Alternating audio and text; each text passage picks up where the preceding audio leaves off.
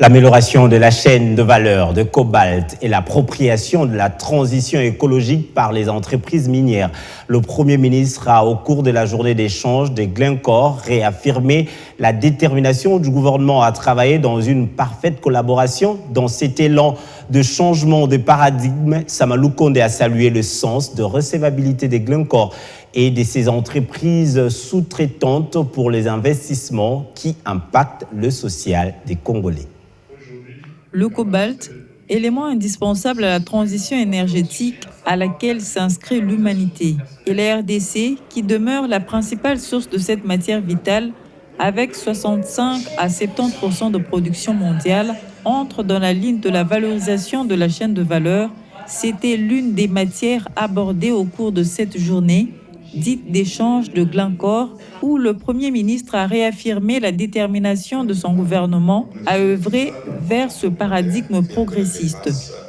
Je suis content d'être ici, effectivement.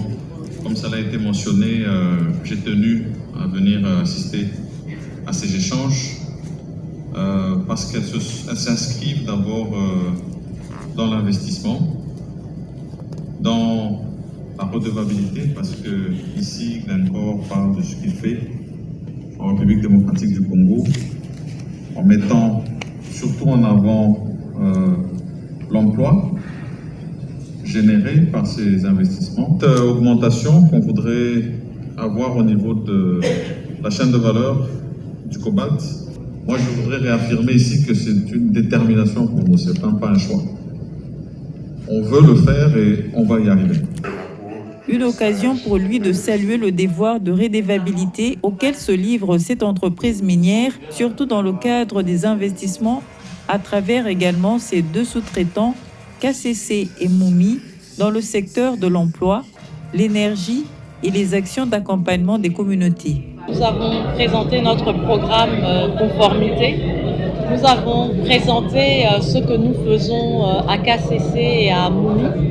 Et nous avons aussi présenté sur la transition énergétique à laquelle Glencore prend part. Ce qui est positif, c'est que malgré la pandémie du Covid-19, Glencore, en termes de santé et de sécurité pour nous, c'est à continuer l'activité, mais en prenant toutes les mesures nécessaires pour qu'elle soit minimisée au sein de ses employés et des communautés.